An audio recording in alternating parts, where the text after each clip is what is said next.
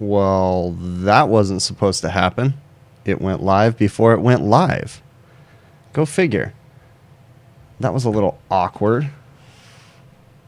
Let's go ahead and do this right. And maybe cue up the intro music like it's supposed to happen. And maybe do that, and maybe do that, and stupid thing. How about that?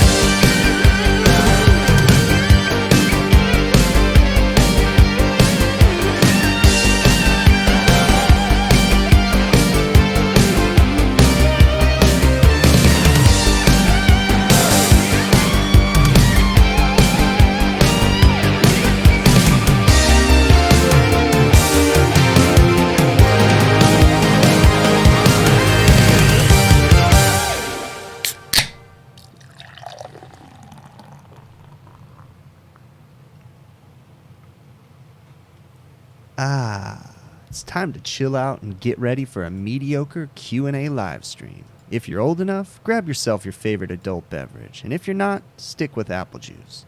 Put your feet up and relax. If you have any questions, feel free to ask them in the chat. And now let's cue up the intro music.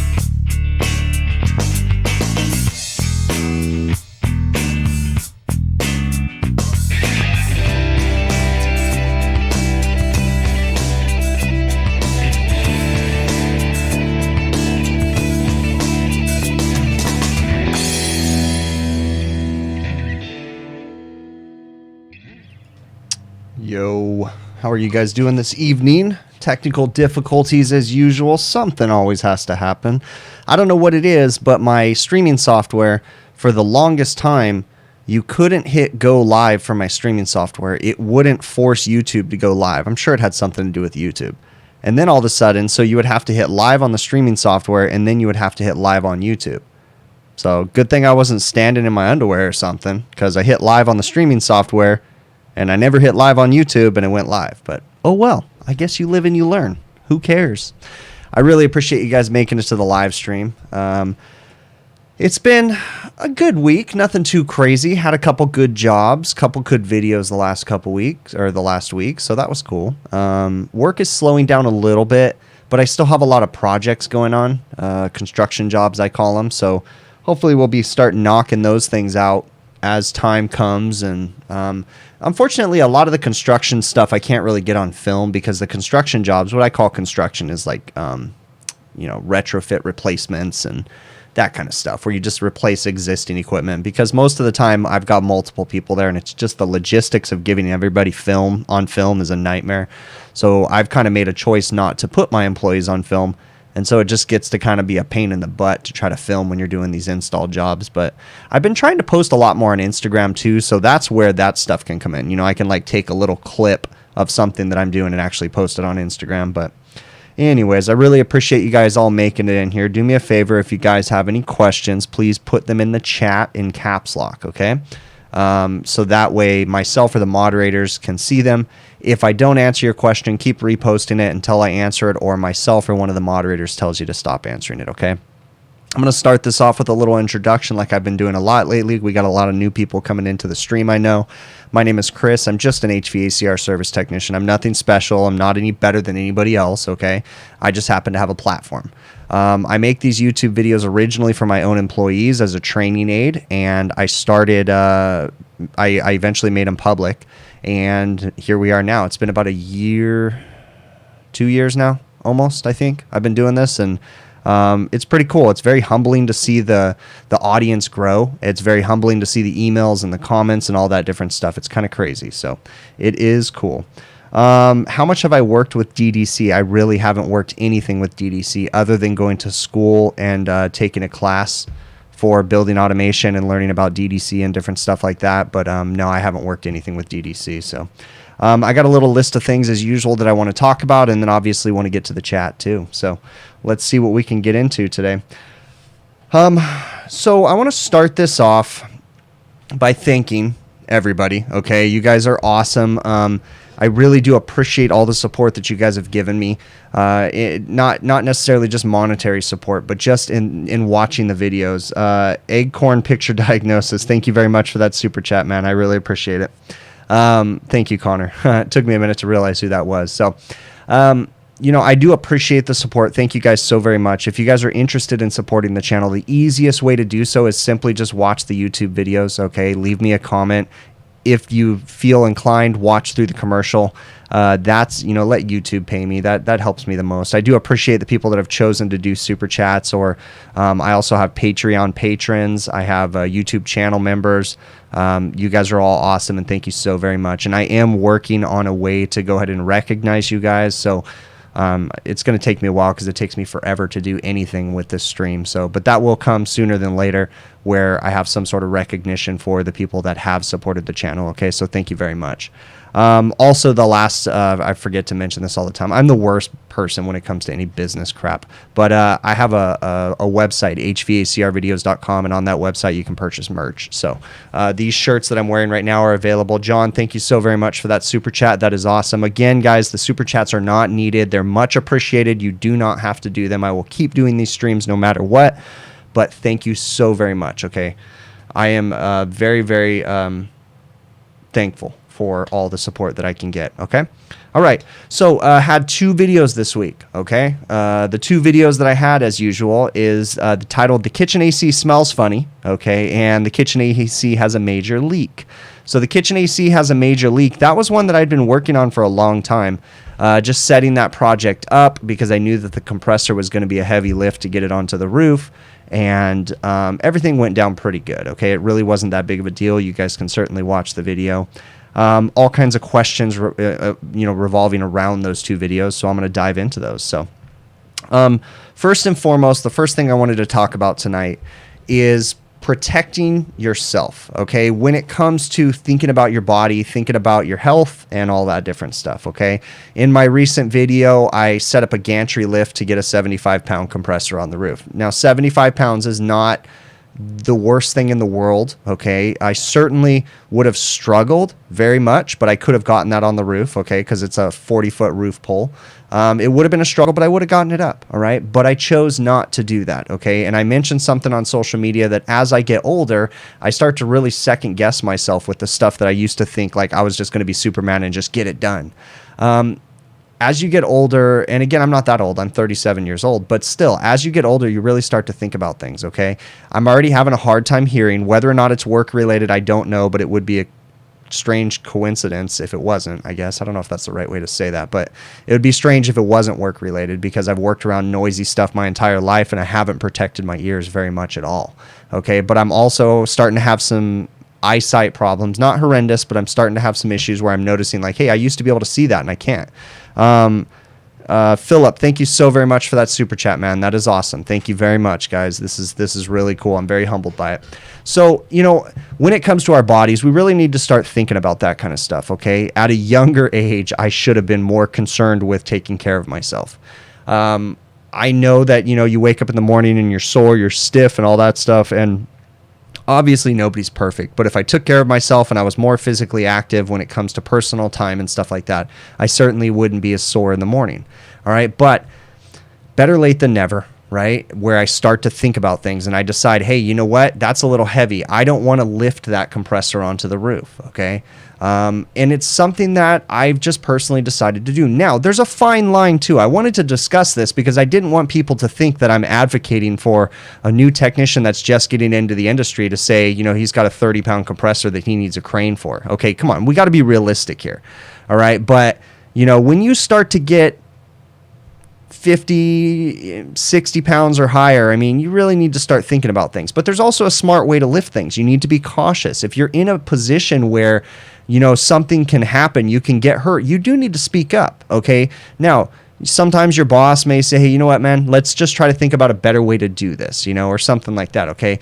Don't be a punk about it. Don't refuse jobs necessarily, okay? Really think twice before you go up to someone and say, I can't do this, all right? I'm not advocating for everybody to be a sissy la-la, basically, and not ever do anything. Peter Smart, thank you so very much for that super chat. I really appreciate it. You don't want to be a sissy la-la, but at the same time, you want to be concerned about your health. So be careful, okay? Wear your safety glasses. But there's some things in there, right? So I get comments all the time. I should be wearing gloves when I'm brazing. Yes, theoretically you should. When you go to welding class, right, and they teach you how to weld, they teach you all different types of welding, and they teach you brazing too. They tell you wear brazing gloves or wear welding gloves, okay? But when you get out in the real world, you start to realize some things, and you realize, hey, I'm working on these tiny little things, and I can't really work with what I'm working on, when I have these giant gloves on. So I've made a personal decision. When I'm brazing, I typically don't wear gloves, okay? That's my choice. Now, do I necessarily think everybody should be that way? No, okay? But I've made a choice that I don't wear gloves because it makes it harder and more things. We have more potential for danger or damage to happen when I'm wearing brazing gloves because things slip out of my hands. I can't hold things properly. But obviously, at the same time, I have, if you look at my arms after they've gotten wet and they're hot, like I have burn marks, they look like track marks down my forearms, right? And they're not track marks, I promise you that. It's just burn marks from discharge lines and whatever, okay? So there's a fine line between safety and being able to function when you're at work and different things like that. Obviously, you want to default to safety as much as possible, okay? But you also just need to know it's a 20-pound compressor. You can lift that up onto the roof, okay? But, you got to be practical, though, too, all right? Try to work smarter, not harder. I know that's like a cliche term, but I really do. I'm a lazy person at heart, so I try to be as smart as possible. Yes, I'm going down to my van, so I'm going to take something, that kind of stuff, okay? I've got some interesting stories that I can think of some instances where I lifted things I never should have lifted onto a roof, okay? I can think of one story where I wish that one of the old guys that I used to work with, not the old guys, but he's about my age, but there's a technician that we kind of came up in the trade together and we worked together. And we lifted a 2.5, 3 horsepower condensing unit onto the side of the roof one time. By using an extension ladder. We pushed it up the extension ladder. And I'm going to tell you that the worst thing in the world, guys, I was thinking about this. I said this recently on a stream or something somewhere that I think I was underneath it pushing. No, I wasn't. The other guy was underneath it pushing, right? He wasn't even holding onto the ladder. We were pushing it against the ladder, and he was pushing up, walking up the ladder, the extension ladder, fully extended, and I was on the top pulling it with a rope. And we could barely get that thing up. And there was a point when he looked up at me and he basically said, dude, I'm going to let it go. Like, this is crazy. And I remember telling him, no, and I reached over and I pulled the condensing unit over the roof. That was one of the stupidest things we've ever done. I still remember that as one of the scariest moments because we were more concerned about a condensing unit than we were our safety. And that's not cool. We've all done some stupid things. I'm sure everybody has silly stories, okay? I also did one too where I have this equipment lift that I lift things up onto the roof. And I get fully extended. I can get equipment 26 feet up. But I was working on a 2-story shopping mall. And it only went halfway. And so I lifted this big giant air handler or makeup air unit halfway, and then myself and another technician were leaning over the roof edge, right over the edge, no supports, nothing holding us on, and we were roping the rest of this thing up. That was one of the stupidest things we've ever done. Guys, it's not worth it. I remember thinking, like, I will never do that again after we were done with that job. It was so dangerous, so unsafe.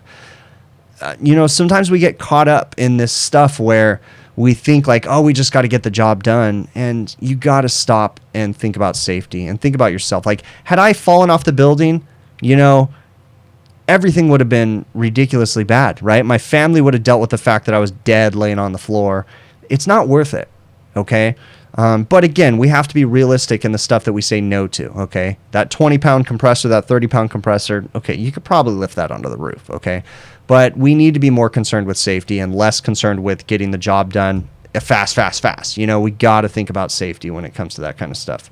All right, let me see what I got in the chat right here. So, I'm looking through right now. Alex, thank you so very much. You guys, these super chats that are coming through, these are awesome. You guys are awesome.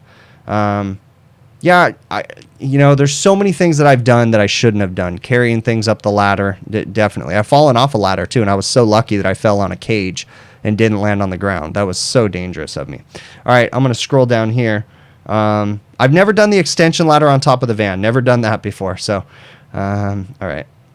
That's funny. You hire as many lazy people as you can get. They will find the easiest way to do something. That's pretty funny, okay?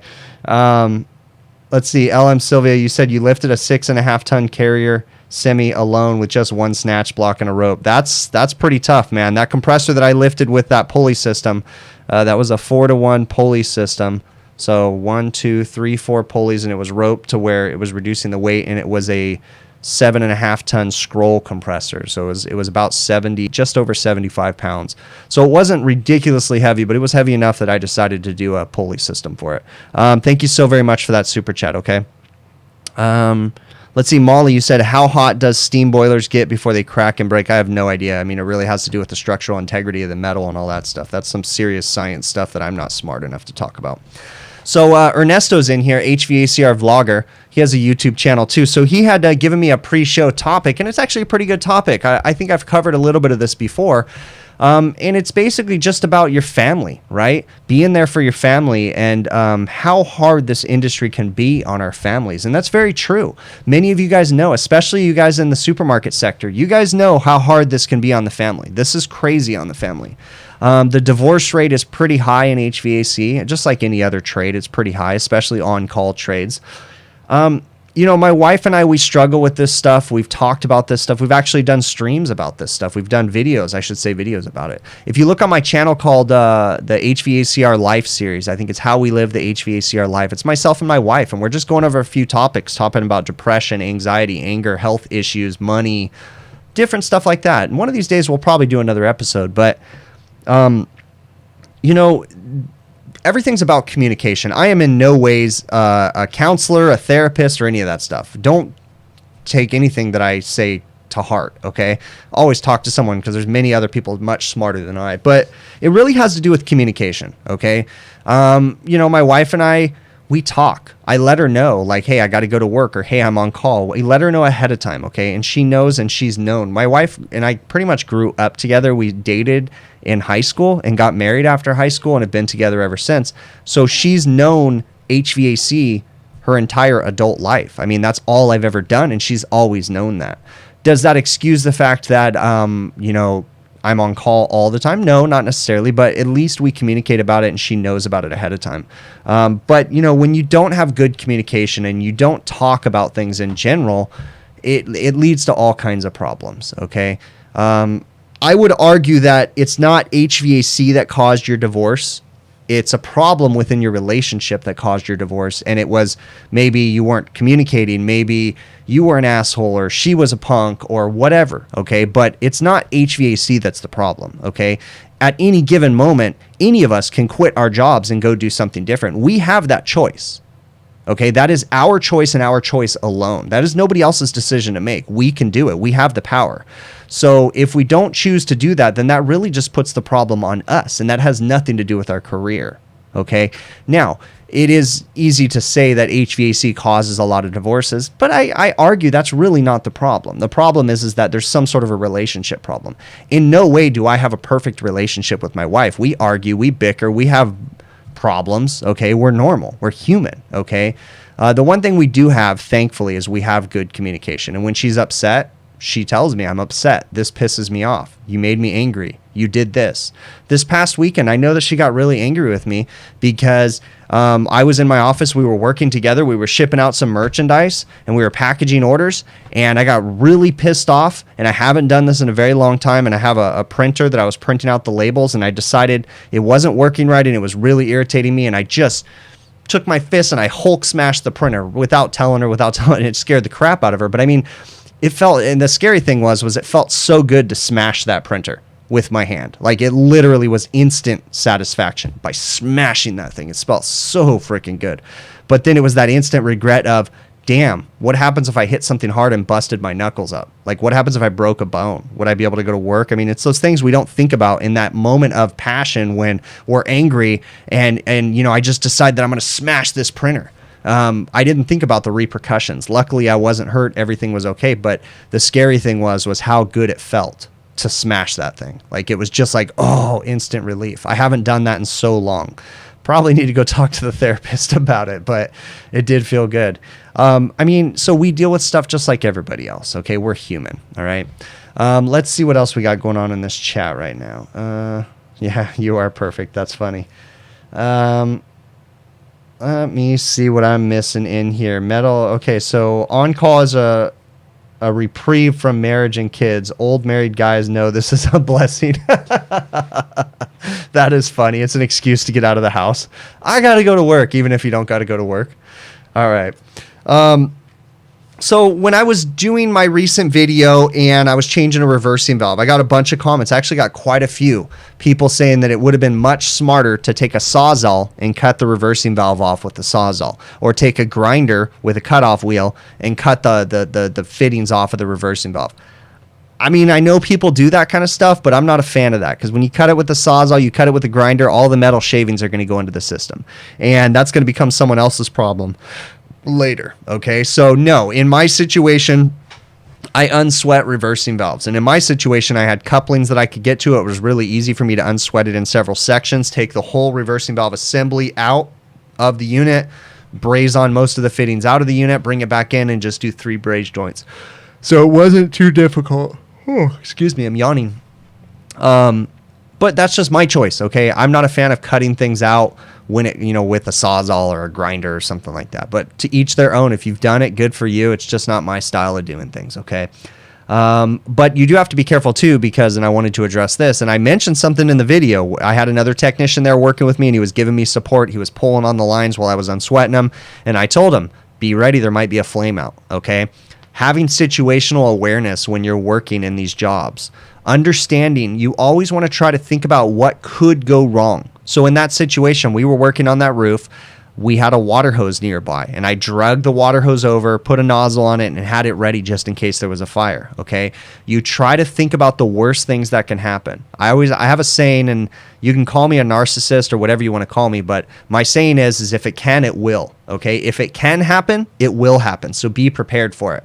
When you're working on a reach-in and you have 12 screws that you just took out of the evaporator cover, if you put them on the ground, they can get kicked away. They probably will get kicked away. So put them somewhere that they won't, okay?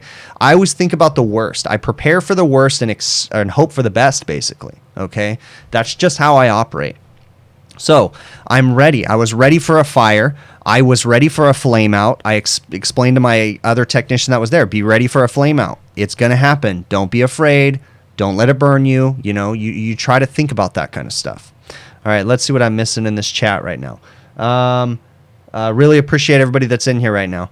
Do I find challenging, and what was the lowest NTE I have seen? Do I find challenging? Let me see if there's a part 1 of that question, JD.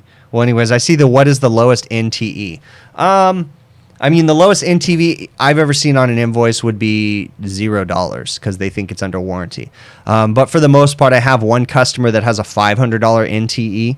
That one's kind of silly, but they don't hold me to that NTE, so I'm not too worried about it. For those that don't understand, when you're working with invoicing programs with customers such as Corrigo, Service Channel, EcoTrack, different ones like that, oftentimes the customer, it's an invoicing program that basically dispatches the work order to the service company, and you don't deal with anybody. Nobody calls you. You just get an email. Okay, so on the invoicing programs, oftentimes when they dispatch those work orders, they have an NTE or a not to exceed value, okay? And that's basically your cap. So one of my customers has an NTE of $500 on every invoice. So basically, theoretically, I'm not supposed to go over $500, okay? I have another customer that has an NTE of $1,500 on every invoice. That one gives me a little bit of wiggle room, okay? Now, just because I have an NTE value doesn't mean that the bill is $1,500 every time. I'm fair and I'm honest with my customer. And at the same time, there's times, Manuel, thank you so very much for that super chat, man. I really, really appreciate you, okay? Thank you. I'll read your thing here in just a second. But there's times that, you know, most of my customers, they're pretty lenient on the NTEs. And I know what needs to be done. If I get called for a walk-in cooler and I have a $500 NTE and they don't have an extra walk-in cooler on site, I know it needs to be fixed. So I'll communicate with the customer. And if it's going to be typically over $1,000, even with that $500 NTE, if it's typically going to be over $1,000, I usually say, hey, you need to call your boss, get me a verbal approval or something like that, okay? But for the most part, 500 is my lowest NTE and 1,500 is my max NTE that I deal with. So Manuel, thank you again so very much for that super chat. That is an awesome, I'm so humbled by that, bud. So you said, hope all is well. You're reaching out from Central Florida. You were curious if I had any interest in making a video showing how to properly build a TXV. You feel like there's a lot of confusion out there on that subject. Yeah, I have that actually in a lot of my videos, but maybe I can work on something. I'm sure I can work with Sporlin on that and do like a TXV. Maybe like we can do a video where we evaluate a system, we size a TXV, we find out what size it needs, what size distributor it needs, what size nozzle, then we select the TXV, build it from that point forward. So I'm sure we can work with Sporlin on that one, TXV build video, and we can get that all set up, and that's a pretty cool topic idea. Manuel, if you think about it, bud, send me an email to hvacrvideos@gmail.com and remind me about that, and then I'll try to work on that. HVACR Wiz, thank you so very much, man. I really, really appreciate that super chat, bud. That's cool, bud. All right, let me see what else we got going on in here. Yeah, NTE is not to exceed value. All right, let me see. Bad scam pricing contracts. Yeah, that's funny. All right. I'm going to go ahead and get to my list right now. So a great question that I had, and this is something that I struggle with and I run into quite often, is, okay, in one of my recent videos, I was, the kitchen AC smells bad. Okay, again, a lot of people were questioning what was it that actually smelled bad. If you paid attention to the video, the reason why it smelled bad in the kitchen, the customer called me and said, my kitchen AC is not working and it smells kind of funny in here, okay? It was because in the beginning of the video, I said my other service technician came out to do a preventative maintenance, and he found that the belt was shredded on their exhaust fan. So one of their exhaust fans wasn't working. So that was the funny smell in the restaurant. The AC wasn't working. That was a whole nother issue. But the exhaust fan not working is why they got me out there. And then I dove into the kitchen AC and found that, that was it. So in that video, though, I went head first into cleaning that evaporator coil because I opened it up and I was like, dude, this evaporator's plugged. Okay. So as I was diagnosing, I said, hey, we've got low pressure codes, system's low on refrigerant, the evaporator's plugged. I said I needed to clean the evaporator before I went any further. Now I took a gamble there. So the question that someone asked me was, hey, how do you know that the leak was going to be repairable before I went and cleaned that entire evaporator? I didn't know that it was going to be repairable, but the odds were that it was. So I decided to go ahead and clean the evaporator because that needed to be done. It was in really bad shape. And I kind of made a executive decision, essentially. Okay, in perfect world, I probably would have leak checked the system and found the leak first to make sure that it was actually a repairable fix.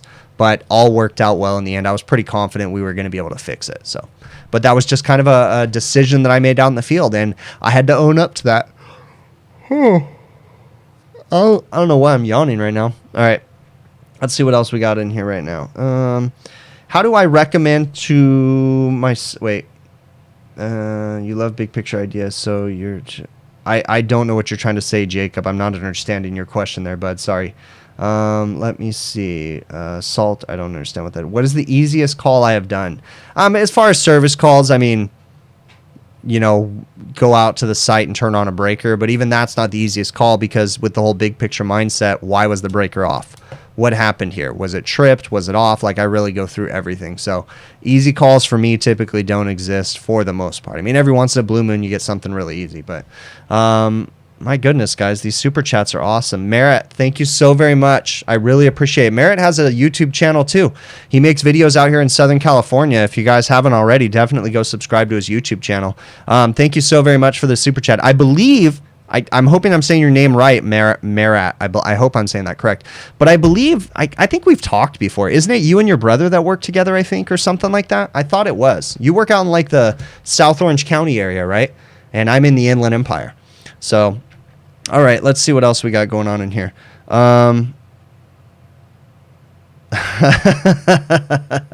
Thanks, Laska. Thank you very much, man. That's awesome.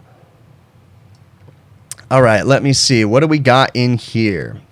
I need a yawn button. Yeah, that's definitely what I need. If I was professional and I knew what I was doing, I'd like transition to like some fancy thing so I could yawn real quick or sneeze or whatever. But I suck at this live streaming thing. So, let me see what else. Okay, so I was trying to look for a comment here, but I don't see it. So I'm just going to keep on going in here.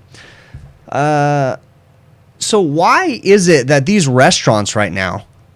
Oh, I'll answer that one, Dino. I'm going to put that on my list. Don't let me forget. That's a great question because I saw your question come through. I'm going to answer that in a minute, Dino. Okay, so when these restaurants, why are they pinching so much? It seems like everybody, I know you guys realize it in my videos, every unit I come to needs massive preventative maintenance stuff, right? They just need to be desperately cleaned. They're filled with grease. All belts are broken, filters are plugged. Like, why aren't these restaurants doing PMs? And it's really easy for us to look and watch these videos as an outsider looking in and say, damn, these guys are penny pinchers. They're cheap. They need to spend the money. Flip it around, though. These restaurants have been having the word... Joe, thank you so very much for that super chat. Why does Joe give me super chats? You don't have to do that, Joe. You're an awesome friend. Thank you so very much. So with... these restaurants, why are they being so cheap? Guys, like I was starting to say, before COVID, these restaurants have been having the worst, 5 to 10 years of their existence. All restaurants, casual dining in general, for the most part, has been struggling really bad. And then COVID hit, okay? So they were already pinching before because people don't go out and sit down in restaurants as much, even before COVID, because we had all these fast casual. Fast casual is where you can go up, you walk up and you order, and then you sit down and eat your food, okay? A casual dining restaurant is where you walk in and a server comes and serves you, brings you food, brings you all that different stuff. And everybody's been on the casual dining kicks, with all these restaurants. So the fast casual kick and the casual dining has been struggling. So when COVID hit, everybody's just like, emergency spending, stop, don't do anything. And then they slowly relax it, and they're getting better and better. But guys, restaurants here in Southern California, for the most part, still are not open, okay? In Orange County and Riverside County, that's the areas in Southern California that I know of. I don't know if I think San Diego might be open too, but they're only open to 25% capacity. Guys, restaurants need to be at 100% capacity to make proper profits and to thrive. So if they're selling at 25% capacity, right, yes, their to-go sales have gone up because they're still allowed to do takeout. And yes, they built patios outside the restaurant and they still have some people sitting outside. But restaurants in general are struggling. It's ironic, too, because a lot of these big restaurant chains, for the most part, Southern California's market supported a lot of the restaurant chains, right? These big, giant national chains. Southern California was one of the biggest markets for all of them. Ironically, the rest of the country right now is supporting Southern California in these markets because Southern California is one of the only places that's still almost completely shut down. These restaurants are not open. If you're in San Bernardino County, they haven't been open since February or April.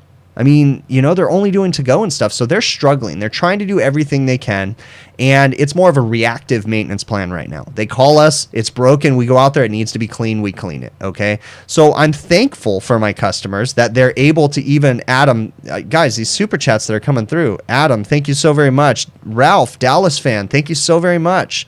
Lotska HVAC, thank you. Big Chingus Diagnosis, that's awesome, bud. You guys are, Joe, thank you. Yeah, it's Thanksgiving for Canada.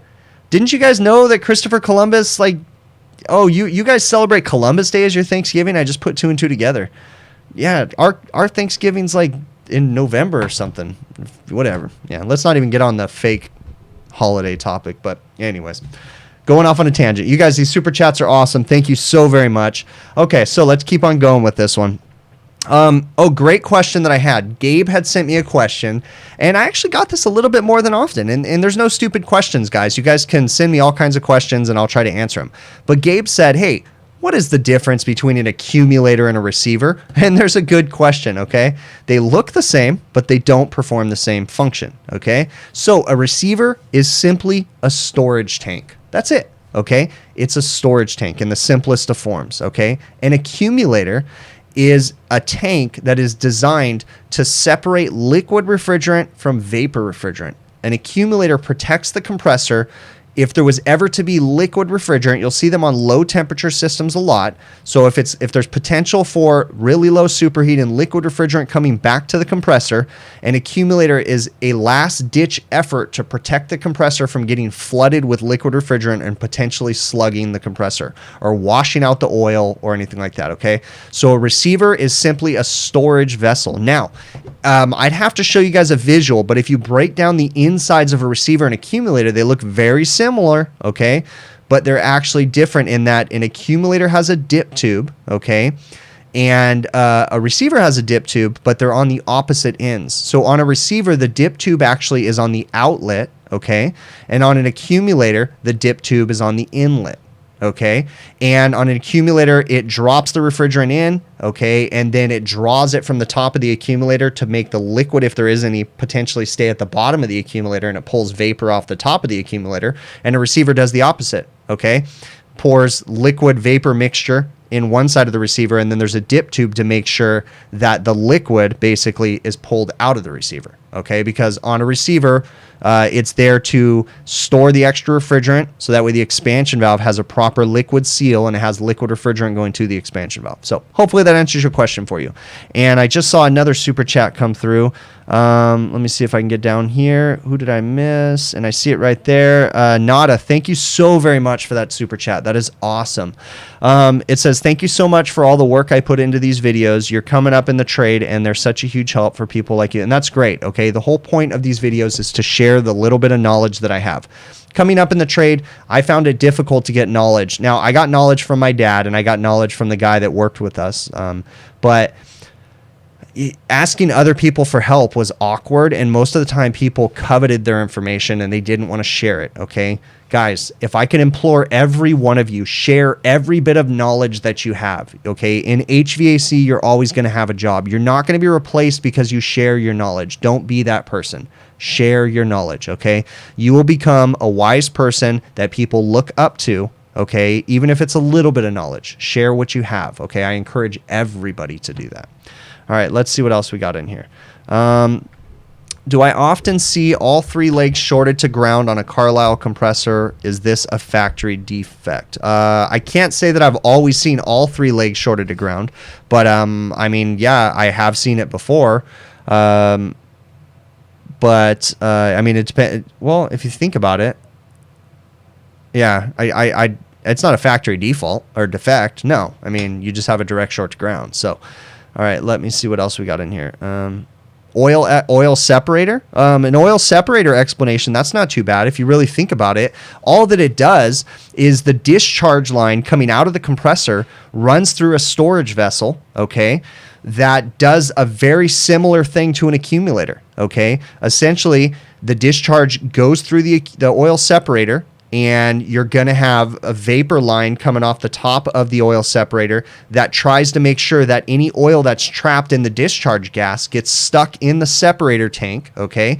And the vapor basically goes out the top of the separator, and there's not a dip tube. It's going to pull from the top of the separator and try to ensure that any oil stays within that separator. And then there's typically, depending on the kind of system that you have, you might have a dip tube with a return line. You might have a solenoid valve that returns the oil back to the compressor. If you have a full-on oil reservoir system, there's different styles. But essentially, an oil separator works similar to an accumulator in a way, okay? There's a little more stuff going on in there, but that's the easiest way to explain it. Basically, we're trying to keep the oil within the condensing unit section. That's one of the things we struggle with in refrigeration is oil travels with refrigerant. So to a certain extent, you need oil in the refrigerant, but you also don't want to, let's say you have really low superheat and you wash all the oil out of the compressor. Where does it go? It goes downstairs to the evaporator, okay? And it gets stuck in the evaporator. How do you get it out?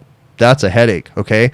If you had an oil separator on that system, theoretically, if you wash the oil out, it would get stuck in the separator. And then you have floats and different things like that that might shut the compressor down, oil pressure differential valves or pressure differential controls and all kinds of things. But now I'm going off on a thing that I'm getting a little uncomfortable talking because I'm not too familiar with the pressure controls and different things like that. So I'm going to stop talking before I stick my foot in my mouth again.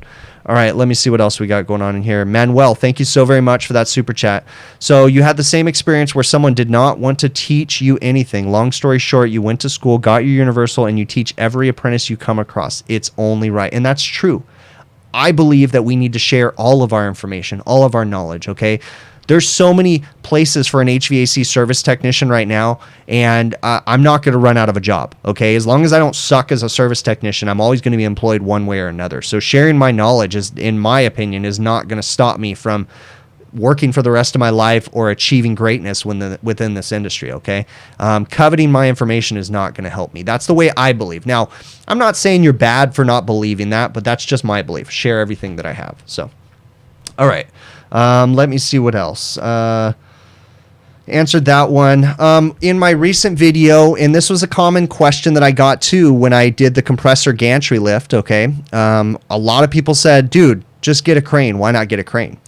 Every job is different, guys, okay? In my situation, I happened to be working on a shopping mall, and the building that I was working on was 5 stories tall. So the size of the crane needed would have come in 2 pieces. They would have had to assemble the crane. It would have been ridiculous to lift a 75-pound compressor. So I had to think of another way to do it. In my situation, it was easier for me to build a small little gantry, get a pulley system, and pull the compressor on the roof. In hindsight, it sure would have been nice to have an electric winch there, but I didn't have power, okay? A lot of people have reached out to me after and given me all kinds of great ideas about battery-operated winches and cordless drill operated winches and all kinds of things like that, okay? And those are certainly things that I'll take into consideration if I ever needed to. Now, in my situation, I decided to build a gantry, and this is really easy, okay? So I decided to build a gantry because I have 2 jobs coming up where I have to build equipment stands for a walk-in freezer and walk-in cooler condensing unit, and I plan on building them out of Unistrut. So I built my Unistrut gantry, and I'm going to reuse all that Unistrut, guys. I'm going to build equipment stands out of it when I'm done. Bam. Smart business decision right there, don't you think? That's awesome. I got a rental fee for the gantry, because if I went ahead and rented a gantry, it would have cost me money. So therefore, I was able to charge the customer a rental fee for the gantry. I built it, and I'm going to reuse that unistrut and build an equipment stand. So in my situation, I had this all planned in my head ahead of time. Okay. Now there's certain components in that gantry that I'm going to keep, the angle brackets and the trolley that I got and the pulley system. So that way, if I ever need to build another gantry, I've got everything I need and I can go ahead and do it. Okay. So I had a reason as to why I did that. I just saw HVAC Brown. Thank you so very much for that super chat, man. I really appreciate it. So it says you're new in this trade and you have 6 more months of school to go. That's awesome, bud. Hopefully everything's going well. Remember to pay attention in school, and also understand, for everybody that's watching, if you're in school, if you're not in school, remember this one thing. When you leave school, you are not going to be a full-fledged technician. You still have a lot of learning to go, okay? School gives you the fundamentals, so that way when you go out into the field, you can do an apprenticeship or you can do ride-alongs, whatever. You work with senior technicians, and they can build on the core essential values that you learned in school, okay? So in school, they taught you that you need to pull the perfect 500 micron vacuum every single time. But did they tell you that in refrigeration, you probably need to aim for a 200 micron vacuum? And did they tell you about a decay rate, okay? Did they tell you how to pressure test a system with nitrogen or purge with nitrogen, different things like that? Sometimes they do, sometimes they don't. So remember, school is a foundation that you build upon after you finish, okay? So just because you finish school doesn't mean, boom, you're a full-fledged tech. You still got time to learn. But it's great. This industry is a really cool industry in that you can learn as you work. And that's one of the great things about it. This industry needs more service technicians now than it's ever needed. Okay, it's amazing, all the new technology and everything. And the interesting thing is we need young service technicians. And what we mean by that is there's more technology in our industry now than there's ever been. There's more computers, more circuit boards, VFDs, all kinds of crazy stuff. Okay, to work on a VRF system, I've never worked on it. It's essential. You absolutely have to have service checker software when you're working with a certain type of VRF system, and you have to know how to use a computer. You have to know how to log into it. You have to know how to troubleshoot via a computer. Times are changing. The younger generation, you guys are needed in this trade, very much so, okay? So get off your butts and get into the industry. All right. My goodness, guys, these super chats are amazing. I just saw another one come through, or I thought I did, but thank you guys so very much. You guys are awesome. I'm very humbled by your support. It is amazing. It's such a trip because I make these videos. Again, it's one of those things. My wife and I, many years ago, we talked about this in our HVACR live series, but many years ago, we went through we read Dave Ramsey's books because we were trying to get out of debt. And one of the things that stuck with me with Dave Ramsey's plan was to get out of debt, you need to find side hustles. You need to start making money doing this. You need to do that. In my situation, I didn't even know this was going to become a side hustle, guys. I just started doing something. I went in head over heels buying computers and different things like that before I even made a penny from this. I never even anticipated making money. It was just something that was fun. I really love sharing the little bit of knowledge that I had. And it has been so fun, and I thoroughly enjoy it. And then to see you guys, excuse me, support me via comments and likes and thumbs up and all that different stuff, and being patrons and being YouTube channel members and buying my merch, it's so very humbling. So thank you from the bottom of my heart. It is awesome. But regardless, like I said in the very beginning, even if there wasn't support, I would still doing this because I genuinely love doing this. It's fun. It's fun for me. Okay. So thank you so very much. One thing I will ask of you guys is, please, there's 486 people watching right now. Smash the like button, please. We're at 211 likes. I'd really like to see that get up to 400. Let's get somewhat close to the amount of people that are actually viewing this. If you guys are watching on your phone, all you got to do is hit the back button, back out of the chat, hit the thumbs up button, go right back into the chat. You can even like a video on your TV. If you don't know how to do that, you got to play with the scroll button and all that crap. But thank you guys so very much. All right, we got some more things I want to cover. If you guys got questions, put them in. Oh, wow. Twisted Candle Company. Thank you so very much, man. Yeah, definitely. Send me an email. I definitely try to answer questions. Even if I miss questions in here, you guys, send me an email to hvacrvideos@gmail.com, okay? Adam, thank you so very much for that super chat. Difference between a balance port TXV and a conventional TXV. Okay, I will step all over myself, okay, answering that question on this live stream. So that is something that I will answer, and I will cover that in a soon to come video. Okay. I will not answer that correctly right now. All right. Let me see what else we got going on here. Definitely. Okay. So Adam, see, I thought you were giving me money just to be nice, but no. Adam is promoting the show that I'm part of. No.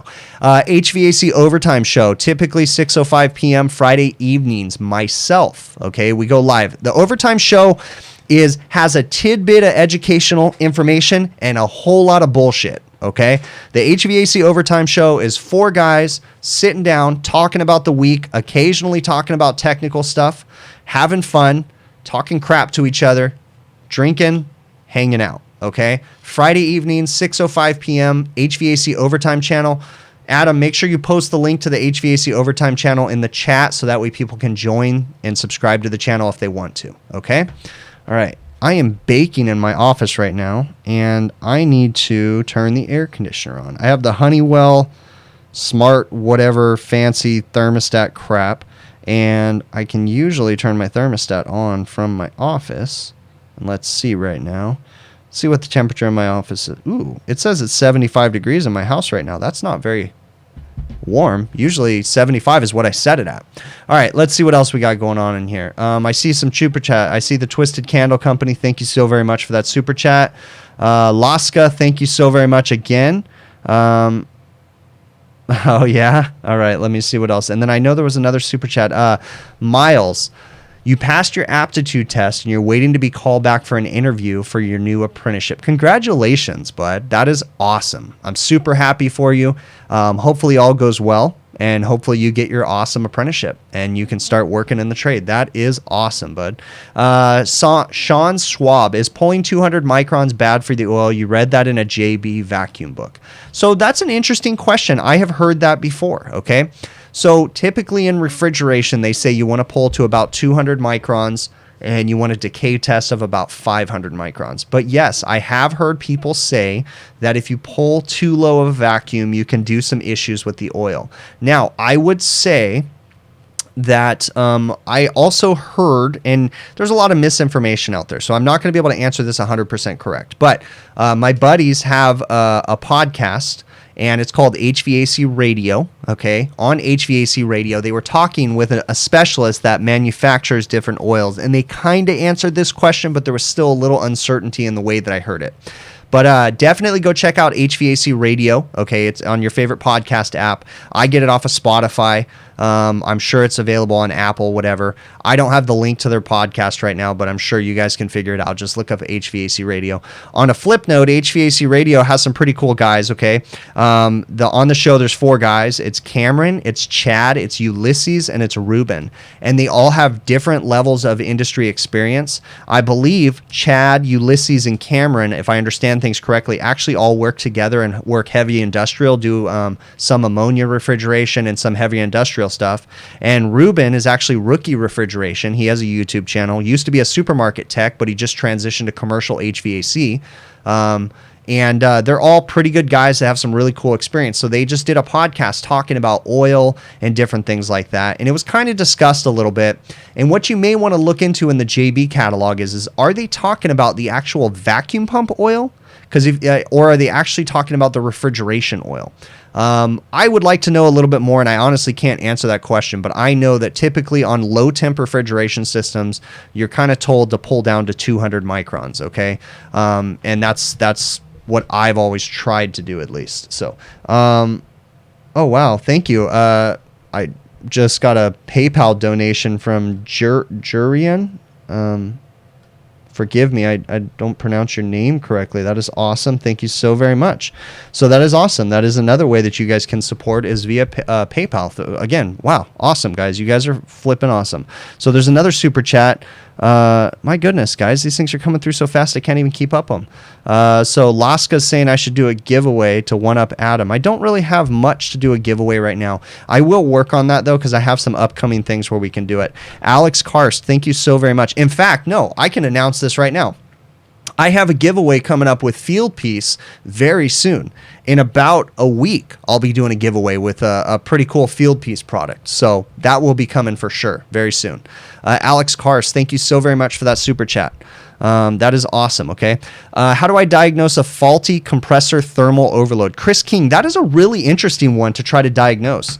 So a faulty thermal overload. Well, yeah, that's an interesting one. I mean, essentially, you would need to measure compressor discharge line temp, okay? Compressor current draw, compressor voltage, suction line, liquid line pressure.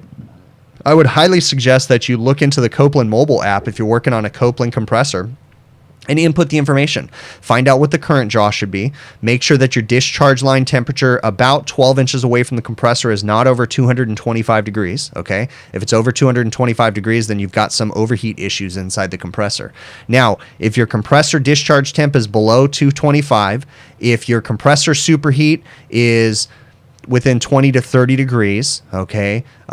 If your suction line pressure, your discharge line pressure are pretty good, your compression ratio is good, then there really is no reason for your compressor to be going off on thermal overload. I would highly suggest that you would reach out to the manufacturer, but those would be the key things that I would look into, okay?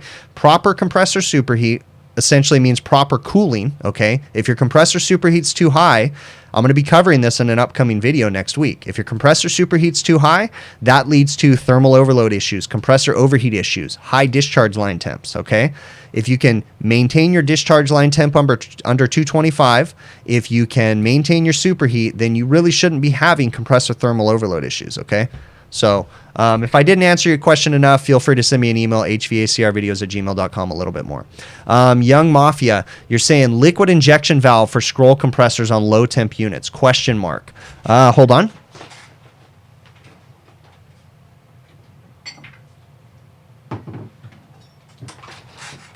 When you are working with scroll compressors, oftentimes with Copeland scroll compressors, they will have a DTC valve. This is a discharge temperature control valve, DTC.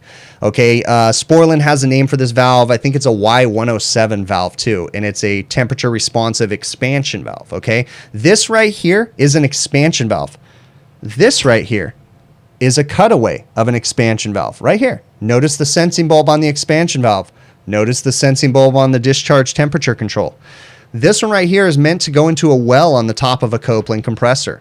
Basically, when the head of the compressor gets to a certain temperature, it opens this valve, feeds refrigerant into the compressor. Guys, this is a metering device. That's all that this is. Feeds refrigerant into the compressor to cool the compressor off. The purpose of a DTC valve is to help when you have high compression ratio situations, the compressor to not overheat, okay? So they take liquid refrigerant, they meter it in through an expansion valve or a metering device into the compressor, cool the head of the compressor down to help with thermal overload issues, okay? And now, if you do not have a Copeland compressor that has a DTC valve port on it and everything like that, you can use I believe it's a Y107 valve, I think. I hope I'm not saying that wrong, but you can use the Sporlan TREV, temperature responsive expansion valve, okay? And that can help to cool off your compressor too. So hopefully that answers your question a little bit more on that. Let me see what else. What was the oldest unit I've ever worked on? Oh, it's been a while. I can say this because they don't actually exist around here anymore, but I worked on a Joe's Crab Shack in Long Beach, California, and I changed out a carrier package unit from like 1964. It's kind of a shame because we just scrapped it and threw it in the trash. I kind of wish I would have kept like components of that package unit because it was so well built. We had to cut the unit up into pieces to get it because they basically built the building around it. It was insane. And this had a Carlisle, I think it was like an 06D Carlisle in it, in the bottom of it. So you had an air handler in the attic. The air handler had a compressor underneath it. And then you had a remote condensing unit up on the roof. And yeah, this was a crazy heavy unit. So we had to take the Carlisle out of it, take that downstairs. And then we had to cut the unit up into pieces, get that downstairs. And then we had to lift up a tiny piece of crap York 10-ton unit and put it upstairs. It was like half the size. Probably isn't even, actually I know it's not there anymore because I recently drove by that place. It's not a Joe's Crab Shack anymore. It's like Long Beach Seafood Company or something like that. And it's all new equipment on the roof. So, but it was interesting. Very old unit. It was very fun job though. All right, let's see what else. What was the... Oh, I already answered that one. Okay. All right, I'm going to get to my list of things to talk about right now. Let me see. I already answered that one. I kind of already answered this, but I'll talk a little bit. When is something too heavy, and when is it smart to use mechanical advantage? Typically, in my situation, I used a pulley system for mechanical advantage. So typically, my number is going to be right around 70 to 75 pounds, maybe on the 60 pounds, depending on how awkward or where you have to lift it. And it all depends on the length of the lift and different things like that. But for the most part, I'd say at the 50-pound range is probably safe. 50 to 60 pounds is when I'm going to start thinking, hey, we need to do something. I'm going to need a person to help me or something like that. That's what I feel comfortable lifting is 50 pounds. So, and then after that, but even still, I mean, even at 20 pounds, if you lift 20 pounds wrong, I lifted a nitrogen cylinder in my van when I first got it, and I put my back out. Lifting a actually it was right in my neck, right here. Something in my neck popped because I was lifting a cylinder in an awkward way, and it just got me. Okay, so it really is about being in shape and physically fit before you start trying to lift even the lightest of things. Thoughts on Doas over conventional AC RTUs? Okay, I've never had a system that had a Doas. It's a dedicated outdoor air system. I do have 2 or 3 restaurants where I think a Doas unit would be a super smart decision for the restaurants, okay? I have a couple that are very old buildings that have horrible makeup air systems, and we have 100% outside air pulling in through the economizers of each of the air conditioning units. Those air conditioning units were not made for that high of a suction line temperature or saturation temperatures coming back. So a Doas is basically designed, okay? They're oversized air conditioners essentially that are designed to put 100% outside air. They have a lot of computer controls in them, which kind of scares me a little bit. They have a lot of technology and different things like that. But yeah, I think a Doas unit, if it's designed correctly and it's not too overly complicated, is a smart idea instead of, in my situation, pulling in 100% outside air through an air conditioner that wasn't designed for it. Because the shelf life on that air conditioner is cut in half, if not more, because we're pulling in 100% outside air. It just can't, the oil's cooked and all that stuff. So, all right, let's see what else. I know there's a lot of stuff going by that I'm not getting to. Do me a favor, guys. Smash the like button. We're almost to 400. I'd really, really appreciate if we can get it up to 400, okay? Thank you guys so very much. Let's see what else we got. If I miss your questions, send me an email. Coke nose in full effect tonight? Nope, not bothering me tonight so far, but now that you said something, it'll probably hit me.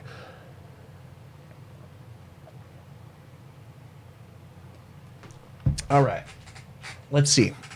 How warm is too warm? That's the question. When it comes to brown ales, warm is better. Not hot, but 50 to 55 degrees, the taste range really changes. And it really comes out. So, all right, let's see what else we got going on in this chat right now. I got other things I want to talk about too. So, all right. Yeah, all the likes are for the Coke nose. That's right. All right. Yeah, Aeon. I've heard a lot of bad things. I've only worked on one Aeon unit. It was I would call a dumb Aeon. And what I mean by dumb is it had no control system in it. It was all mechanical controls. Nothing fancy. The only thing it had was a heat recovery wheel on it, or enthalpy wheel. That's the most technology that the Aeon unit had. It was at a restaurant. So really no big deal. Where's Dr. Zarklov? Dr. Z. Hello, my viewers. Is that Dr. Z? Yeah, that is Dr. Z, right? Hello, my viewers. I don't know. That is a good question. Where is Dr. Z? We haven't heard from Dr. Z in a while. Some of those OG YouTube people, right? You've got Petnato, right? Jim Petnato, I believe is how you say his name. He's gone. Dr. Z's gone. I have to say though, people like Jim Petnato, hopefully I'm not butchering your name, Dr. Zarklov, Dr. Z, people like them, they are the old school technicians, and unfortunately, with all the keyboard warriors out there these days, those guys would probably disintegrate into dust with the way that everybody attacks everybody on the internet these days. Now, I want to talk about this right now because this is actually a great topic. I was taught by an old school service technician like Jim Petnato, my dad, okay? I was taught the wrong ways to do things. I was taught all sorts of incorrect things, but there's value in everything, guys. Even if they're an old school, what you would call a hack, there's still value in that, right? I was taught good morals and everything by my dad, okay? Yes, coming up, I was taught that on a R22 package unit, carrier package unit, I used to work on a lot of those from the 80s. And they had fixed orifice metering devices, and I was always taught that you'd put your gauges on it. There goes the Coke nose, guys. You'd put your gauges on it, and you should have 275 head pressure and a 65 back, no matter what the temperature in the building was. Just, you should always have 275 and 65. And if you didn't have 275, you block off the condenser with the panel from the compressor, drive your head pressure up, and you should have 65. And if you didn't, add gas until you got to 65 PSI, okay? Now, we all know that that was incorrect, but there was value in that, okay? I learned that that was incorrect, okay? I learned to question things. I learned to say, hey, that just doesn't quite seem right, okay? But it's interesting, though, because there's other things that I learned about that same time. Even in the midst when I was learning things that were incorrect, that it was like, hey, you know what? I still use those same troubleshooting things that I learned back then today, okay? So just because they're an old-timer technician and they charged a beer can cold does not mean they're the worst technician in the world, okay? There is value in everything. I learned how to be a good service technician from my dad. I learned how to take care of the customer. I can remember, I've told this story before, but I can remember working with my dad and him changing multiple parts on an air conditioner, and then when we were all done, he only charged for a few of them. And I said, Dad, but you changed all these other parts. And he said, yeah, but you know what? I didn't know what was going on, and I changed all those parts, but I only charged the customer for what fixed it. And I remember thinking, wow, okay, that's interesting. Why would you do that?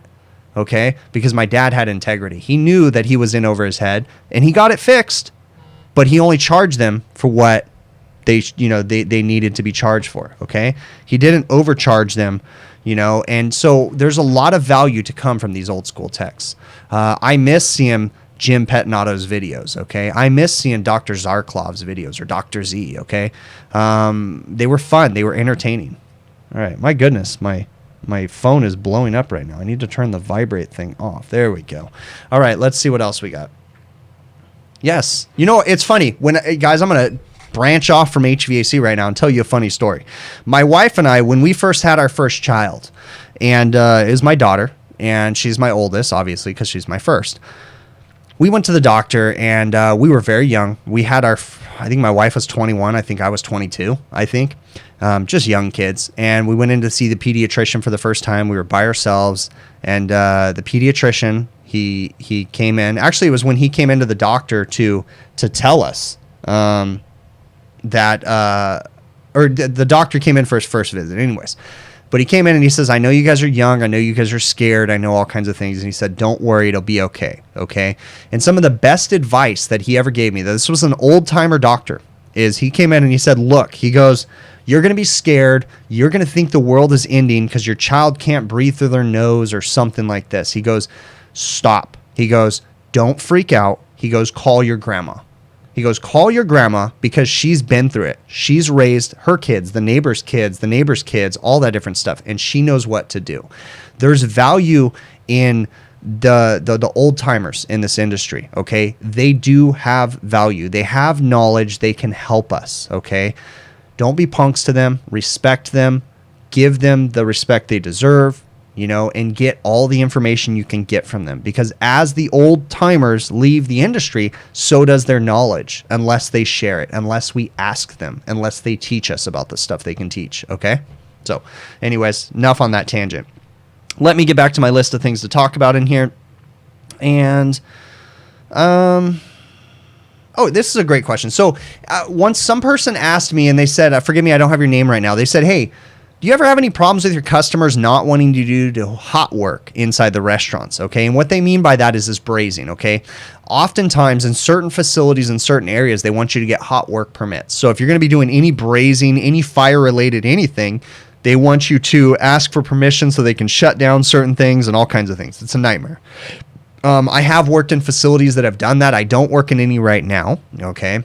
But that is a perfect instance for some of these press tools, ZoomLock Max being one of them. Now, I personally haven't used ZoomLock Max because I don't do any situations where I've needed to use that.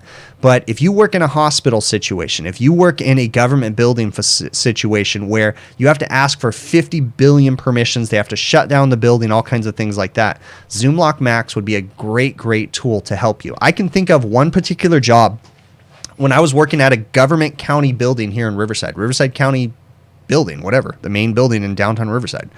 I was working there in a restaurant a long time ago, and I needed to change a liquid line filter dryer. Now, I had already fixed the leak downstairs at the evaporator coil, and this is where I learned that I made a mistake because I didn't ask permission before I fixed the leak. I just drug my torches in there, brazed it shut, had to get security to let me back up onto the roof, okay? And I said, I need to change the filter dryer. I'm going to braze it in real quick. And they said, no, you're not. You have to get a hot work permit. And that was the first time I ever learned about a hot work permit. And I realized I couldn't finish that job, guys. I'd already brazed the leak downstairs because I didn't ask for permission, went upstairs to change the dryer, and they shut me down. I had to come back a couple days later. I had to get a hot work permit, basically fill out this stupid questionnaire with all this different information. I had to promise that I was going to have another service technician stand fire watch, literally stand there and watch me while I was brazing. They had to shut down all the duct detectors in the building. It was a disaster to change a liquid line filter dryer. In that situation, back then, Zoom Lock Max would have been perfect, okay? There, shameless plug for Sporlin. All right, let's see what else we got. Have I seen the supermarket videos from Rookie Refrigeration? Yes, I have seen the supermarket videos from Rookie Refrigeration. All right, let me see what else we got going on in here. Let me see. Okay, I'm not missing anything in there, so I'm going to keep going down in my list of things to talk about. Do I always cut up the bad compressors? Or the person that wrote me the email said, do I always do a post-mortem on compressors? No, I don't always cut up compressors, but interesting jobs that I have done, I typically will bring the compressor back to my house because I want to autopsy it. Now, my wife actually came out on the side of my house the other day because I was getting out of my van. I parked my van on the side of the house, and she goes, what are all those things on the ground? And there's about 6 compressors of varying size. And I go, oh, those are all compressors. And she goes, what are you doing with them? Because they're all dusty and covered in dust. They're compressors that I haven't cut up yet. I said I'm saving them because I'm going to cut them up. And she goes, yeah, you need to get rid of those. It's not. I said, just go back to the other side of the house. This is my side of the house, okay? But no, I don't always cut compressors up. I do try to bring back the interesting ones, weird failures and different things like that. Like, for instance, the AC repair that was making a funny noise. I was really curious, so I cut it open. If I can implore you guys to cut compressors open more often, you will actually learn so much more about the systems. I always heard about copper plating, but I never knew what it was. For the first 10 years of my career, I never cut up a compressor. And I got bored one day and I cut one open and it's like, oh, that's copper plating. Okay. You know, and you learn why you need to pull a proper evacuation, why all the air and moisture needs to be out of the system. It's very important. Okay. So cut them up. It's a lot of fun. Grab a grinder, learn, you know, it'll take you a while to figure it out, but cut them up. Very cool thing to do. All right. When I'm brazing, I get questions a lot. What kind of brazing tips am I using? So I braze with oxygen and acetylene all the time. Okay. I don't use B tank or anything like that. My personal choice. I use 15% silver or Silphos when I'm brazing copper to copper. I use 56% silver solder when I'm brazing any dissimilar metals. Copper to brass, brass to steel, copper to steel, different things like that. Okay. Now, when I am brazing too, I typically use 3 different torch tips. I have a rosebud tip that's good for like up to 4 inches. It's like huge, right? But I use that oftentimes on anything 3/4 and above. Sometimes I'll use a number 2 tip for 3/4 and below. I'd say the most common tip that I use is a number 2. And then every once in a blue moon, I use a number 1 or a 0 tip.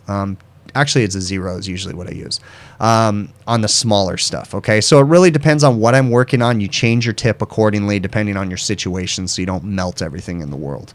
All right. Cutting a compressor is messy for sure. So let me see what else we got in here. What am I missing? Okay, nothing in there. Make sure if you guys have questions, you put them in caps lock, okay? Why did I not add a suction dryer and acid away to the compressor that I just cut up, you know, when I had the vibrating, noisy compressor? I didn't know what the failure was in the compressor. I personally didn't see a need for a suction line filter dryer. That's why I went with a high capacity liquid line filter dryer, because in my opinion, that will go ahead and do what I need it to do. Remember, the refrigerant circulates through the system. Sure, it would have been smart to put a suction filter dryer, but I really didn't think about it. because it wasn't a grounded out compressor, and I didn't know that the oil was going to be that contaminated inside. So I didn't. You live and you learn. I personally don't use acid neutralizers. I just like to purge the system with nitrogen before I do anything, and then just make sure that I'll cut the system in multiple spots, purge it out, and then just go back with regular refrigerant. I try to keep the refrigerant that came in the system and just proper oil in the system, and I try not to add any acid neutralizers, any leak sealers, or anything like that if at all possible. Let me see what else we got in here. All right. In most of my videos, you guys have ever seen me do R290 equipment repairs. They ask me, one of the most common questions I get is why do I keep cutting off the fittings when I am done? Okay, honestly, I haven't done it on the last few that I have worked on. When I was done, I left the service fittings on them. It's been a decision that I have made. If you follow proper warranty procedures when you are working on R290 systems, almost every manufacturer that I have ever dealt with wants you to cut the service fittings off of the compressor when you are done and braze them shut. That presents a problem. The system is full of flammable R290 refrigerant. How do you cut the tips off and braze them shut while not losing the refrigerant charge? Well, we use a pinch-off tool, or sometimes we'll use double pinch-off tools to make sure. Then you cut the line, you pinch it shut, you braze it shut, you call it a day. There's a slight risk there when you do that. So lately, I have not been cutting the fittings off, and I've actually instructed my service technicians that they do not have to cut the fittings off anymore. For safety reasons, I decided that I'll push back on the manufacturer and just leave the service fittings on. That does create a problem though, because one of the reasons why they want the service fittings off is for safety reasons. They want people to have to think twice before they go and put service gauges on there. If there's a service fitting on there, they'll just throw their gauges on there and won't even realize that it's R290. There is some extra precautions you need to take when you're working with hydrocarbon refrigerants, flammable refrigerants, and so they just want you to think twice before you put your service gauges on there. Okay, so and come on, let's be honest. Okay, a sticker that says flammable is not enough for us, because most of us just ignore half the crap. I do all the time. I pull a reaching back and I don't even realize it's R290, and then it's like, hey, what's this refrigerant? Oh, it's R290. Okay, I better think twice before I put my gauges on it. But we often get tunnel vision when we work on stuff. So 2 years into HVAC, working in a small town, opportunities are limited. Stick it out till you get your own license or move to the city. Jordan, get as much experience working for someone else as you possibly can, okay? Because with experience working for someone else comes wisdom, okay? You learn about a lot of things. Get as much experience. And what I mean by that is to start asking about office stuff. Let them know ahead of time, hey, I want to start my own business, but I plan on being here for so many more years. I'll give you this much time. Can you please teach me the ropes? Ask them about the office. Learn as much as you can before you try to start your own show, okay? So whatever you got to do for your family to make it best, if it's moving to the city, I don't know. That's your decision to make. But learn as much as possible from every aspect of the business before you try to do your own. A lot of people think just because they're an amazing service technician that they can just go open up shop and start slamming it and killing it out there, okay? But there's so many variables that come into play. You need to know about business before you try to start a business, because the business side is probably one of the hardest parts to learn, okay? It's a mess. All right. Could I make, let me see, you've tried electrical tape on R290 service ports and tape the cap. Yeah, I've done that too. So heat shrink it and red tape it. It's labeled everywhere it's flammable. That's what I do now, is just do red electrical tape on the service caps. So what's the first thing coming to my mind after seeing short cycles on a hot day? Real short, LOL. Well, it depends on what you're working on. If you're working on a refrigeration system, first thing that comes to my mind, if you have a scroll compressor, is that the pressure control settings are too low, okay? On scroll compressors, oftentimes when they pump down too low, mechanically inside the compressor, it's going to release the pressure and bypass liquid high side pressure into the low side when it turns off. So it'll kind of lead to a short cycling situation. So on a pump down system, you got to make sure that on the scroll compressor, typically you don't want them set. Scroll compressors typically don't like to pump on the suction side lower than 10 psi. Anything lower than that, it really starts to struggle. So when I see short cycling on a refrigeration system, that's a scroll compressor, it typically means it's a pressure control adjustment. All right, let's see what else we got in here. Can I lower the camera? The ceiling fan shadow is very distracting to your ADD. No, I'm not touching anything right now. Maybe in the future I definitely can. So let me see what else we got going on in here. Because if I touch my camera, it'll be a disaster. What am I missing? No important emails coming through. Okay, we'll get to this. Can a scroll compressor running backwards for an extended period of time cause damage? Yes, it can. Scroll compressors do not like to run backwards. I have an interesting story. Again, don't work there anymore. They don't even exist here, so I can tell you what it was. It was a Joe's Crab Shack in Garden Grove, California, and got a service call out there that they had recently had some power issues, okay, and multiple compressors were not working. So went out to the restaurant, found that we had 2 grounded compressors, okay. Went ahead and replaced both of those grounded compressors. These were like train 15-ton units. It was a pain in the butt. Changed the grounded compressors. About a month later, customer calls me back and said, hey, we're having issues again on the ACs you just worked on. And I go, okay. So I go out to the site and I found that there was another one of the compressors that I had replaced was grounded, okay. Dug into it, found that there was actually an electrical panel problem. So I went downstairs, I opened up the electrical panel just slightly so I could see inside, and it was glowing orange. So something was melting inside the panel. The bus bar was actually glowing. Told them to get an electrician out. So they got an electrician out. They ended up replacing the entire panel, okay? When they did that, I still had a grounded compressor, but when they did that, they crossed the phases, okay? They didn't wire A, B, and C back up to where they were supposed to be. So they called me back out another month later and they said, hey, now we got multiple ACs down, okay? They never fixed the one that had a grounded compressor. They already knew about that one.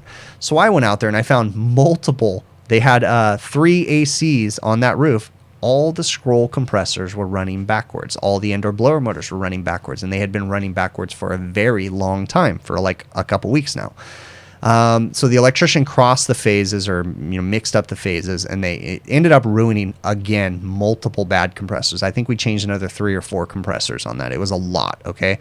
So we had a lot of compressor replacements, all because the electricians crossed the phases or mixed up the phases. Very, very important to make sure that if you do get incorrect phase rotation on a scroll compressor, that you correct it as soon as possible. If you're lucky, the compressor will go off on thermal overload, but if you're not so lucky, the compressor itself will fail, okay? So definitely causes problems. Why do compressors run for a while, then lock up and run again after it cools down? That's a thermal overload issue, Chad, more than likely. You've got to solve an issue as to why your compressor's thermally going off on overload. So it's getting too hot inside, and it's turning off is my assumption. You need to start by checking for proper voltage going to the compressor, checking current draw going to the compressor. If it has starting components, making sure that the starting components are working properly, checking the superheat coming back to the compressor. There's a lot of things that can cause a compressor to go off on thermal overload. So let me see what else we got in here. Randall is king. Okay. I don't know what that is. Why do some systems do 3 pump outs before running a full cycle? That is a Copeland scroll thing, I believe, right? Don't they do, I think they do like a startup where they start up 3 times before. I don't know the real reason as to why they do it, but it's like a bump start thing to get going or something. I don't know. But I think it's a Copeland scroll thing. All right, let me see what else we got. Get a meter that will check phase rotation before startup. Definitely. The field piece SC480, I believe, is the meter that I use. It is a small clamp meter, small profile. I believe it's the SC480. Yeah, it is. And it does phase rotation.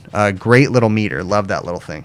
All right, let me get to my list of things to talk about. What program do I use for my wireless probes? Okay, this is a question that's coming quite a bit. The program that I use for the most is Measure Quick, but I've been using the Fieldpiece JobLink app a lot more, and let me tell you why. The Fieldpiece JobLink app lets you do multiple superheats. So I have a video that I'm going to be releasing next week sometime where I show measuring 3 superheats at the same time. I do compressor superheat, evaporator 1, and evaporator 2, and I monitor them all at the same time using the Fieldpiece JobLink app. Okay, so I bounce between Fieldpiece JobLink app and Measure Quick, and the tablet that I use is the Samsung Tab A. Now, the person that asked me this question asked me if I think an iPad would be a good thing to use with the software, with the wireless probes. Okay, I use the Fieldpiece JobLink probes. Yes, an iPad would be a great device to use. Now, me personally, I use a Samsung Tab A, and the main reason why I use that is because it was cheap. I bought it at Costco for like $200, okay? iPads are a lot more than $200, and if you lose an iPad or you drop an iPad, it's going to be a pretty big deal. If you lose a Samsung Tab A, I mean, it sucks, but it's not a $600, $700 iPad, okay? So I use a Samsung Tab A. I put a OtterBox case on it.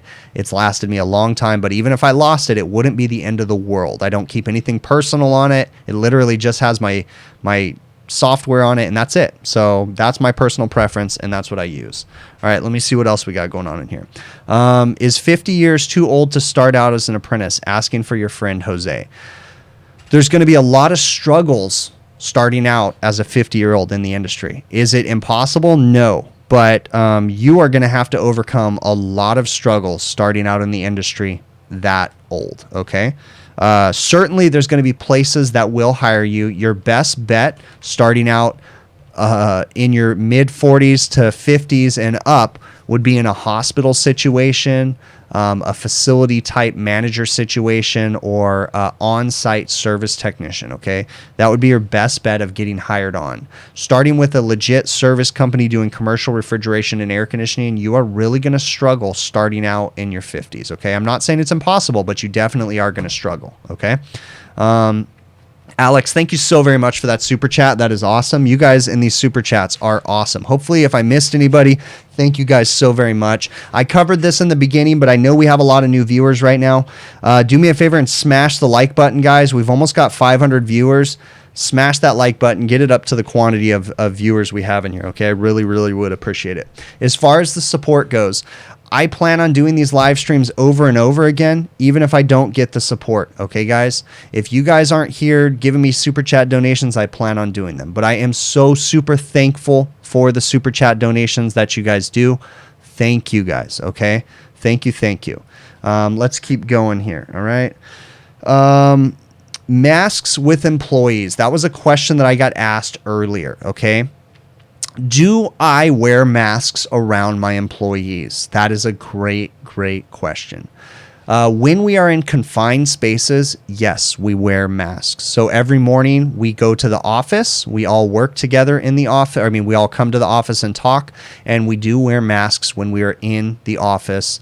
But when we are out in the field, for the most part, we do not wear masks. Now, if we are in a restaurant, yes, we certainly wear a mask because we are all working in a place where they want you to wear masks, okay? But if we're on a roof together, if we're breathing in each other's faces, then yeah, sure, we would probably put a mask on. But if we're, a couple feet apart, no, we typically don't wear a mask around each other. Definitely something we're concerned about, but we don't do it all the time. So, yeah, I really appreciate it. You guys got it up to 440. Thank you so very much. You guys are awesome, okay? All right. Around how much an hour does an experienced tech make in Southern California, and how about up in Canada? Okay, so in Southern California, if you are doing commercial refrigeration like I do, you can make $35, $36, up to $40 an hour. Past $40 an hour, you're probably going to get into some kind of management and up from there, okay? So apprentices typically start out around $17, $18 an hour and work their way up. And then journeymen in the restaurant sector are typically going to max out in the 40-ish range. Okay, sometimes more, sometimes less. But then once you get past the 40-ish range, you start to get into management kind of salaries and levels and different things like that. I really, really appreciate everybody. Okay, thank you guys. What causes a compressor to lock up? To truly lock up, it's going to be some kind of a mechanical failure inside the compressor. Typically, it's going to be overheating due to low lubrication. That's going to cause the compressor itself to physically lock up, okay? Pistons pump, but pistons need oil in the system to lubricate everything so they can pump without having metal fatigue or binding or anything like that, okay? So for the most part, a truly locked up compressor is typically going to be a mechanical failure inside of it, okay? It is occasional that you get an electrical failure, but for the most part, it's going to be a mechanical failure. Let me see what else we got in here. Merritt, thank you so very much for that super chat, bud. That is awesome. You are the man. Thank you. How about starting at 40 years old? I mean, it's possible, okay? It's just the older you are, the more hurdles you're going to have to jump through, okay? But it's not impossible. You can definitely get a job, okay? What was the most plugged up coil that had to be cleaned? I mean, that one that I did the other day was pretty darn bad. I can't think of one that was plugged up more than that. All right, what do most plugged up coils... Oh, I already answered that one, duh. Master Grate for that guy who doesn't brush his teeth. Yes, it is. And I don't know about you guys, but when this whole social distancing thing is over, I'm still going to need people to keep their social distance. I'm a person that doesn't like people within 6 feet of me. I don't like those people that come up and try to talk in your face. Get the hell out of my face. I love this whole COVID thing for that reason. Stay away from me. So, how much do rack refrigerations make? Technicians. Rack technicians are probably going to make in excess of $45 an hour, and they're going to get crazy overtime would be my guess, but I don't know that for sure. So let me see what else we got going on in here. Yeah, put your questions in all caps if you guys have them, okay? Because it helps me to see what's going on here. There's so much going on in this chat, it's hard for me to see. All right, let's see. Mr. U2, thank you so very much for that super chat. You guys are awesome. Let's see. Sin you said you just saw a video where the compressor blows all over the place. What would be the most common reason? It's hard to say. I don't know that video, so it really depends. What I don't know. So, all right, let me see what else we got. My damn phone is vibrating. It's pissing me off. All right, let's see. Please, all of us, wear our seatbelts. The world lost a great man. Said, "Oh, thank you very much." I mean, sorry about that, bud. Yeah, that sucks. Wear your seatbelts for sure. If an air conditioning system fails to cool when it's colder outside, what are the possible causes? I'm not too concerned about it being colder outside. There's something in the air conditioning system that happened. What it is, I don't know. So, who should make more money? A senior tech with 35 years of experience or a service manager? That's a hard question, Ernesto. It depends on the type of service manager. I mean, is the service manager out in the field? I don't know. That's a really hard one to make. I mean, the argument, I guess, would be made for the service technician needing to make more money. But, service managers have a lot of industry experience, but it really depends. All right, what do I consider before telling a client they need to replace their system? I just look at the cost value, basically, okay? So, when you have an air conditioning system, right? I'm about to tell a customer right now that they need a compressor on their air conditioning system. I have a grounded out 10-ton carrier package unit. One stage is grounded out. And in that situation, it's a bad ground. It blew the terminals out. There was oil everywhere. I haven't made a video on it yet, but I have some footage. So I'm going to try to get the customer to replace the package unit, okay? But to them, they're going to say, I know what they're going to say. They're going to say, how much is it to fix it and how much is it to replace it? And to replace it is going to cost more money. And in COVID times right now, it doesn't matter if they're going to get a warranty. It doesn't matter anything. Like, it's really about money right now, okay? So I'm going to try to get the customer to replace the air conditioner, but I'm pretty sure that they're going to say which one's cheaper and they're going to go with the cheaper, okay? Because right now, every penny counts. And even if they can spend 50 extra pennies today, and it could last 10 more years, that doesn't matter to them because they're just trying to survive today and tomorrow. And what happens 3 weeks from now, they're not too concerned right now. Tunnel vision, okay? These restaurants are in survival mode. So I try to give them everything. Look, this is the repair cost. These are the things we might run into. Who knows what caused the problem to fail, okay? And if we replace it, you can have a unit that can last this long, but it'll cost this much. Okay, so we just give them all the information and let the customers make the decisions. All right, let me see what else we got. All right. Is it hard to get hired as an apprenticeship right now because it's busy right now? Yes and no. I mean, it depends on where you're going to work and stuff.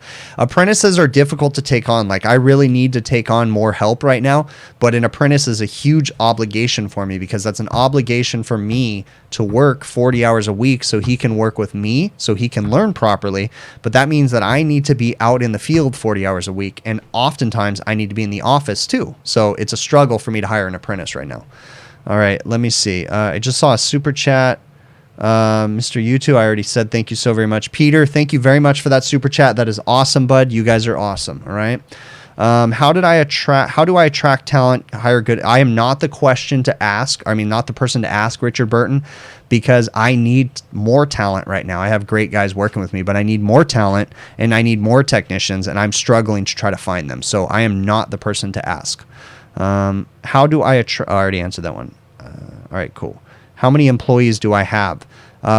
We have 4 trucks out in the field, including my own. So I have 3 service technicians that work for me. All right. All right, guys, I am going to wrap this up. If I missed your guys' questions, please send me an email to hvacrvideos.com and I will try to get with you guys, okay? I really, really appreciate you. And I'm going to cue up the outro music. Much appreciated. We'll catch you guys on the next one.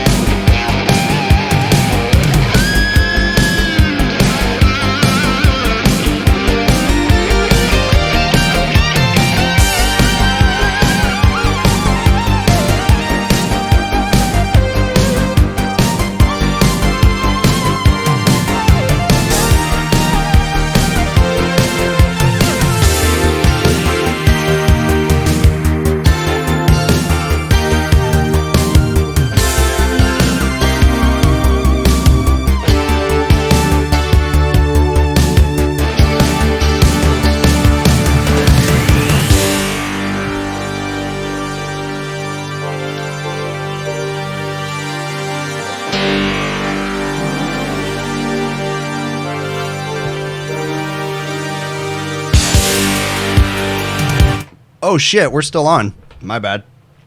Hey, what's up? I still have like a third of this beer left, so I guess we'll finish it and talk a little bit more. Yeah, beer is not done. The show will go on. See, I like doing that, you know?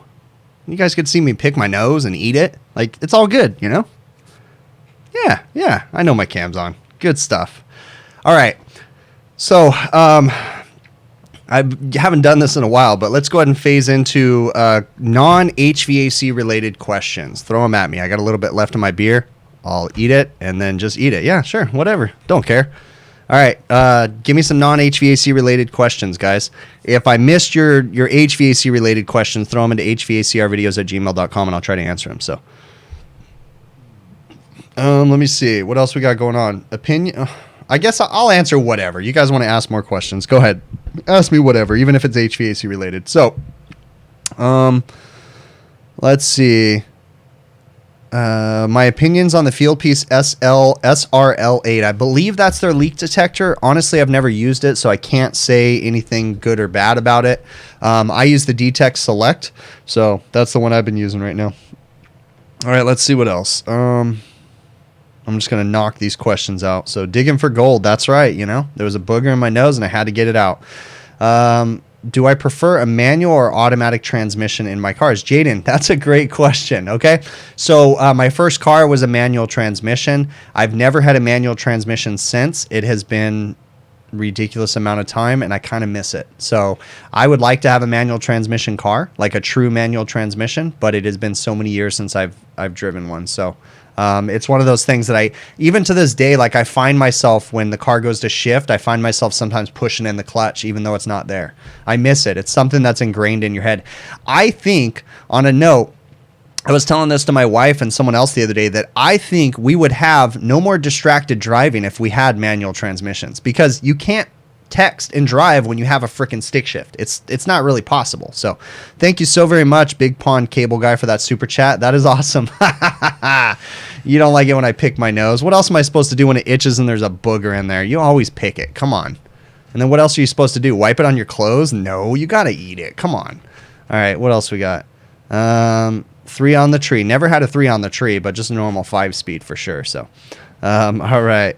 Rookie Refrigeration. Ruben, what is up, my friend? I already promoted the hell out of you guys, but if you guys haven't already, the people that are still in here, definitely go check out the HVACR Radio podcast. Okay, look at it on your podcast apps.